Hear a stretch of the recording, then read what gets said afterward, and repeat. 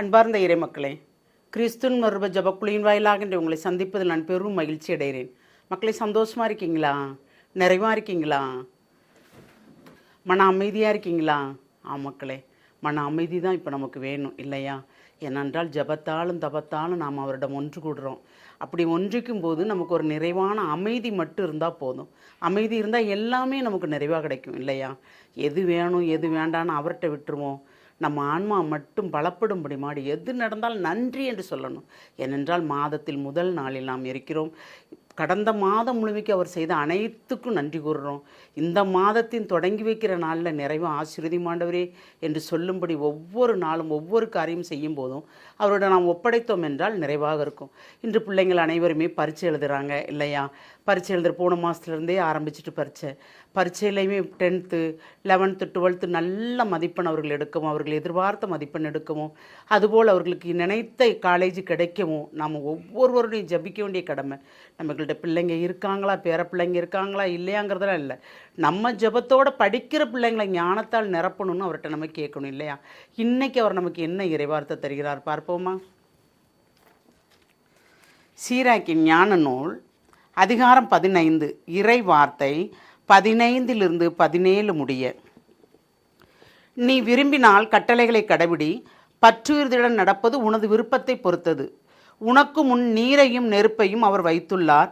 உன் கையை நீட்டி உனக்கு விருப்பமானதை எடுத்துக்கொள். மனிதர் முன் வாழ்வும் சாவும் வைக்கப்பட்டுள்ளன. எதை அவர்கள் விரும்புகிறாளோ அதுவே அவர்களுக்கு கொடுக்கப்படும். Praise the Lord. ஏனென்றால் நாம் இவருடைய கட்டளைகளை கடைபிடித்தால் நாம் நிறைவாக வாழ்வோம் இல்லையா? நமக்கு எதுக்கு சாவங்க? வாழ்வு தானே வேணும் இல்லையா? இவ்வுலக நாட்களில் வாழும் வரைக்கும் நாம் அவர்கிட்ட மட்டும் ஒன்றித்திருந்தோம் என்றால் எல்லாமே நிறைவாக இருக்கும். ஏனென்றால் ஞானத்தை தேடுவர்கள் ஒவ்வொருவரும் எல்லாத்தையுமே நல்லது கெட்டது எல்லாத்தையுமே தேர்ந்தெடுக்க வேண்டிய பொறுப்பு நமக்கு தான் இல்லையா? அதாவது நமது விருப்புரிமை, நமக்கு தேவையானது, நம்ம சுயம், இது எல்லாமே நம்ம சிந்தனைகளில் வரும்போது எது நன்மை எது தீமை நமக்கு ஆராய்ந்து பார்க்க முடியும். ஏன்னா அந்த வல்லமையை இறைவன் நமக்கு தந்திருக்கிறார். அப்போ அந்த வல்லமையை தந்ததை நாம் நல்ல முறையில் பயன்படுத்த வேண்டும். அப்படி பயன்படுத்தும் போது தான் நமக்கு நிறைவாக இருக்கும். ஏனென்றால் அவர் சொல்கிறார்ல, உனக்கு முன் நீரையும் நெருப்பையும் அவர் வைத்துள்ளார். உன் கையை நீட்டி உனக்கு விருப்பமானதை எடுத்துக்கொள். நமக்கு எது விருப்பங்க? நீரா நெருப்பா சொல்லுங்க? தூய்மையாக இருக்கிறதுக்கு நமக்கு தூய்மையான நீர் வேணும் இல்லையா? நெருப்பு நம்மளை புடமிடணும். ஆனால் தீமைக்கும் நெருப்பு இருக்குது, நன்மைக்கும் நெருப்பு இருக்குது. தூய ஆவின் அக்கினி நம்மளை நிரப்பும் போது அந்த அக்கினியால் நம்மளை நிரப்பி அவருடைய விழா நீரால் நம்மளை கழுவி நம்மளை நிறைவுபடுத்துவதும் தூய்மை தான் இல்லையா? அப்போ நாம் எதை தேர்ந்தெடுக்க வேண்டும்? நன்மையா தீமையா, வாழ்வா சாவா? நன்மையை நாம் தேர்ந்தெடுக்கும் போது இறை சித்தத்தின்படி நாம் நிறைவாக வாழ்வோம். தீமையை தேர்ந்தெடுக்கும் போது அது எங்கே கொண்டு தள்ளும்? நம்மளை பாதாளத்தில் கொண்டு தள்ளும். அப்போ நமக்கு அது தேவையா? இல்லை. அப்போ நமக்கு என்ன செய்ய சொல்கிறார் அவர்? என் கட்டளைகளை நீ கடைபிடி.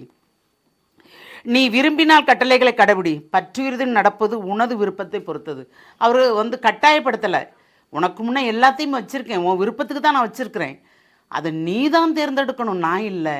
எதை தேர்ந்தெடுத்தாலும் நீ உன் சுயத்துக்கு தேர்ந்தெடுத்தா நீ எப்படி போவ?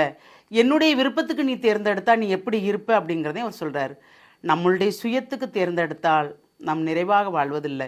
ஏனோதானோன்னு வாழ்வோம், எங்கேயோ போய் விழுவோம் நம்ம இல்லையா? ஆனால் அவருடைய விருப்பத்துக்கு வரும்போது அவர் நம்மளை ஒவ்வொரு நொடிப்பொழுதும் கண்காணித்து நம்மளை உற்று நோக்கி நமக்கு எது தேவையோ அதற்குண்டான பாதையை நமக்கு காட்டி அவர் நம்மளை நிறைவுபடுத்துவார். அப்போ நமக்கு நிறைவான வழி வேண்டுமா, நிறைவில்லாத வழி வேண்டுமா என்றால் கடந்த மாதம் முழுமைக்கு அவளை நம்ம நிறைவாக வழி நடத்தினார். எது தேவை என்பதை அறிந்தறிந்து நமக்கு செய்தார் இல்லையா? அப்போ இந்த மாதத்தில் முதல் நாளில் நிற்கிறோம், தவக்காலத்தில் நாம் இருக்கிறோம். இந்த காலங்களில் நாம் என்ன செய்ய வேண்டும், ஏது செய்ய வேண்டும் என்பதை நமக்கு அவர் உணர்த்துவார். அதன்படியே நாம் இறைபற்றுள்ளவர்களாக இருந்தால் அதன்படியே நம்மளை நடக்கும்படி அவர் நம்மளை தூண்டுவார்.